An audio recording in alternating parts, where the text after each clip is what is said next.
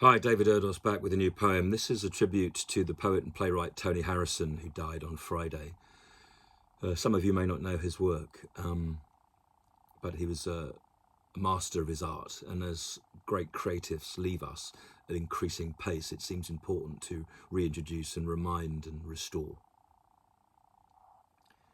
Harrison's Home. In memoriam, Tony William Harrison, 30th of April 1937 to the 26th of September 2025.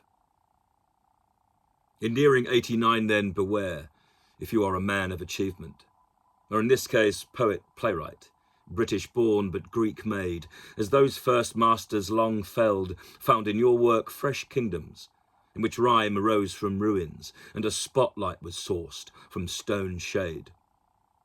Tony Harrison's dead. Into creation's mauled mug he stirs silence, imbibing the drink of Dionysius mixed with the bitter that a lad from Leeds might have supped. He has wiped his mouth on the day and entered the night everlasting, at least for us. But for Tony, a taste of the Aegean now lingers, filling his fingers as he stoops at eternity's sea, both hands cupped. Drink deep then, douse dreams, as this is the time to enact them. Reality soon forsaken rewrites for you the next play, the next poem or song or legendary libretto, in which the opera inside death's deep ocean is sung despite silence of both voice and verse and essay. For his was a classicist's heart inside a muse which stayed modern, from a cinema scored by stanzas to the tracker's meter-marked ecstasy. He was the man who came to read the meter veil a bit. But to orbit around his work is to chart the faultless point and pace of his poems, which carved for each chorus a cadence that is as old and new as time. Just read V. Harrison's masterpiece, with one of poetry's finest first verses, as the desecration of his parents' graves sees him sing through, from butcher, baker, publican and bard, his family's history. From the loiners on, he zenned the heart's yen for Yorkshire. With his misanthrope adaptation, he brought renewed vigour and vim back to France, making dialogue art, accessible yet accomplished, pumped, primed and powered by first his working class roots, then his stance as both intellectual and dude, scarf smart, charismatic. His narrow-eyed stare was Clint Eastwood's, but no pale rider he. Each word danced on the page, for the eye, and in the head as you read them. I attempt some of his sway in my poems, some of his poise, his strong style. But he was king of the couplet and more, easeful through elision. And with some of his almost forgotten film poems, he extended the form by a mile, or 10,000 miles. However many there are back to Athens, or Africa for that matter, or wherever Prometheus first found flame. Tony Harrison tore through contemporary poems and theatre. His art in extremis, as in the trackers of Oxyrhynchus or square rounds, gave plays fame. Each was a sight to hear and to hold.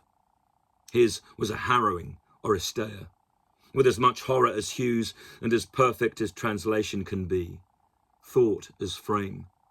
We will not see his like. He evolved Eliot and refired Christopher Fry for our theatre. Verse drama was stymied before this text tutor came to re-educate the dulled eye, showing how those harnessed lines on the page, gathered and grown in strict structure, will soon give rise to gardens whose flowers explode, whose grass cries under the strain of the sun and the ruin of rain on pressed paper. And yet Harrison's poems seem solid, imbued as they are by his voice. His was no household name, but he was legend-led and raised language.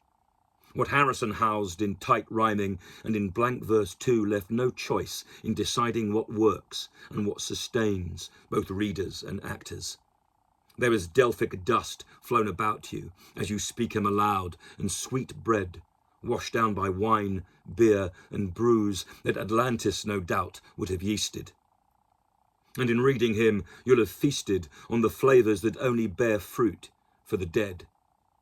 But swill through these songs, and you will taste the cobblestones around Beeston, the Peruvian jungle, Newcastle night, and a Rome that only popes and Caesars know well. His was the air that Orpheus long imagined. His Doric columns of verse and verve are heart homes. But now nothing's new, and that number 89 has brought stoppage, stalling while stealing so many of late. It's a scourge. Redford, Griffith, Bond. 90 is now the sum you must add to, in order to avoid death's dared dirge. And so it proves. Hopefully, as we still have Sir Michael, we still have Warren Beatty, Alan Bennett yet, Lady A. Live long, last, do, for when you do not, time dies with you, and with it a world won by poets. Tony Harrison's home now, in Holbeck. His V is no X. Read and pray. David Erdos, the 27th of September, 2025. Rest in peace.